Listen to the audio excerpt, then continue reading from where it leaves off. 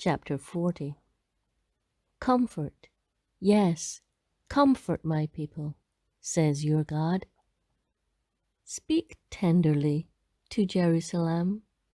Tell her that her sad days are gone and her sins are pardoned. Yes, the Lord has punished her twice over for her sins. Listen, it's the voice of someone shouting.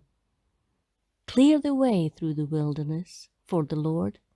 Make straight highway through the wasteland for our God. Fill in the valleys and level the mountains and hills. Straighten the curves and smooth out the rough places. Then the glory of the Lord will be revealed, and all people will see it together. The Lord has spoken. A voice said, "Shout."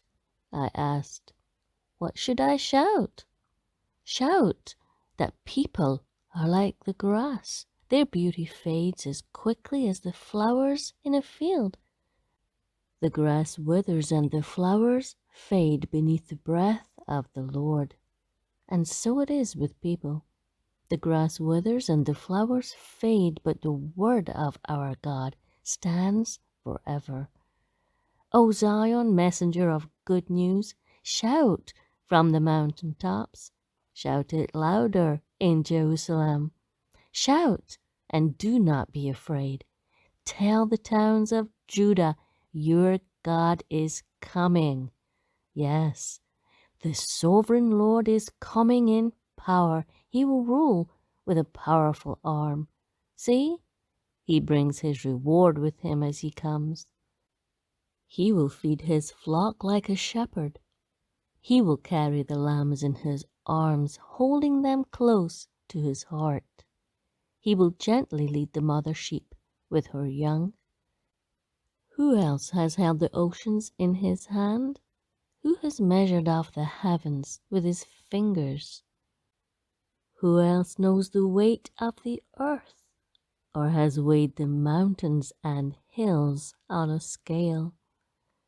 Who is able to advise the Spirit of the Lord?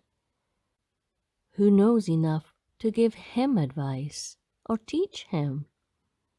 Has the Lord ever needed anyone's advice? Does he need instruction about what is good? Did someone teach him what is right or show him the path of justice? No, for all the nations of the world are but a drop in the bucket. They are nothing more than dust on the scales. He picks up the whole earth as though it were a grain of sand. All the wood in Lebanon's forests and all Lebanon's animals would not be enough to make a burnt offering worthy of our God. The nations of the world are worth nothing to him. In his eyes, they count for less than nothing, mere emptiness and froth. To whom can you compare God? What image can you find to resemble him? Can he be compared to an idol formed in a mold overlaid with gold and decorated with silver chains? Or if people are too poor for that, they might at least choose wood that won't decay, and a skilled craftsman to carve an image that won't fall down. Haven't you heard? Don't you understand? Are you deaf to the words of God? The words he gave before the world began. Are you so ignorant? God sits above the circle of the earth. The people below seem like grasshoppers to him. He spreads out the heavens like a curtain and makes his tent from them. He judges the great people of the world and brings them to nothing. They hardly get started, barely taking root when he blows on them, and they wither. The wind carries them off like chaff. To whom will you compare me? Who is my equal? asks the Holy One. Look up into the heavens. Who created all the stars? He brings them out like an army, one after another, calling each by its name. Because of his great power and incomparable strength, not a single one is missing. Oh, Jacob, how can you say the Lord does not see your troubles? Oh, Israel, how can you say God ignores your rights? Have you never heard? Have you never understood? The Lord is the everlasting God, the creator of all the earth. He never grows weak or weary. No one can measure the depth of his understanding. He gives power to the weak and strength to the powerless. Even youths will become weak and tired, and young men will fall in exhaustion. But those who trust in the Lord will find new strength. They will soar high on wings like eagles. They will run and not grow weary. They will walk and not faint. Chapter 41. Listen in silence before me, you lands beyond the sea. Bring your strongest arguments. Come now and speak. The court is ready for your case. Who has stirred up this king from the east, rightly calling him to God's service? Who gives this man victory over the nations and permits him to trample their kings underfoot? With his swords he reduces armies to dust.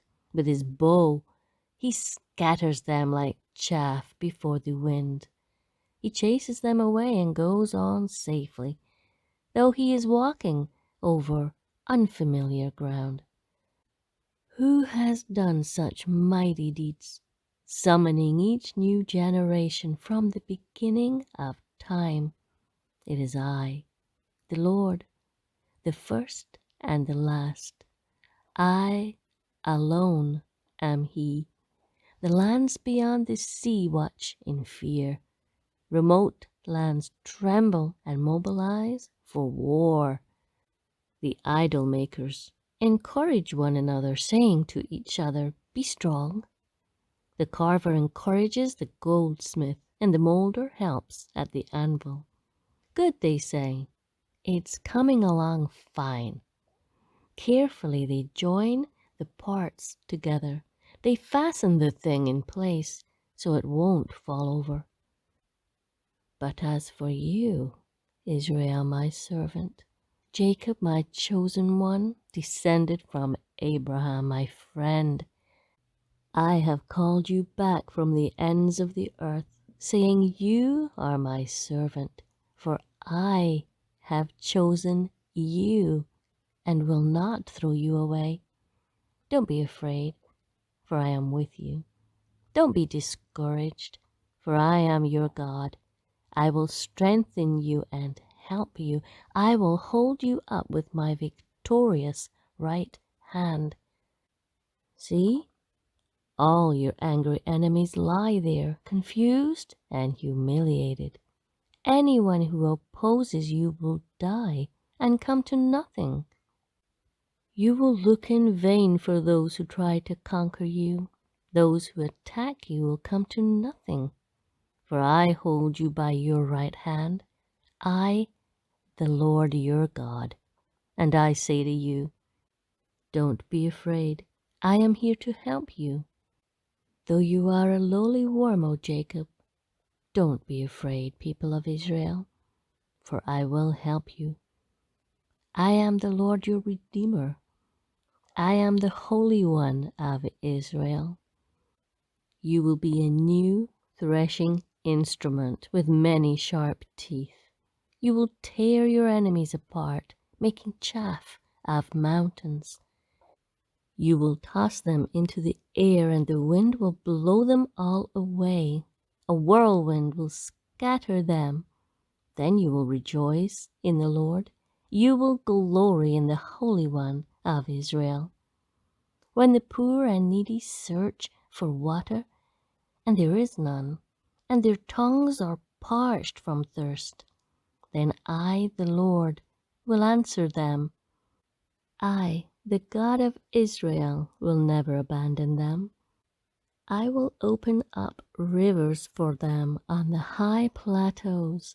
I will give them fountains of water in the valleys. I will fill the desert with pools of water. Rivers fed by springs will flow across the parched ground. I will plant trees in the barren desert, cedar, acacia, myrtle, olive, cypress, fir, and pine. I am doing this so all who see this miracle will understand what it means, that it is the Lord who has done this, the Holy One of Israel who created it. Present the case for your idols, says the Lord. Let them show what they can do, says the King of Israel. Let them try to tell us what happened long ago, so that we may consider the evidence. Or let them tell us what the future holds, so we can know what's going to happen. Yes, tell us what will occur in the days ahead. Then we will know you are gods. In fact, do anything, good or bad. Do something that will amaze and frighten us. But no, you are less than nothing and can do nothing at all. Those who chose you pollute themselves. But I have stirred up a leader who will come from the north. I have called him by name from the east. I will give him victory over kings and princes. He will trample them as the potter treads the clay. Who told you from the beginning that this would happen? Who predicted this, making you admit that he was right? No one said a word.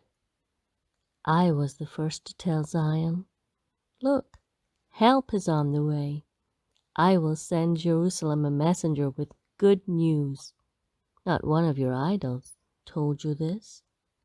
Not one gave an answer when I asked. See, they are all foolish, worthless things. All your idols are as empty as the wind.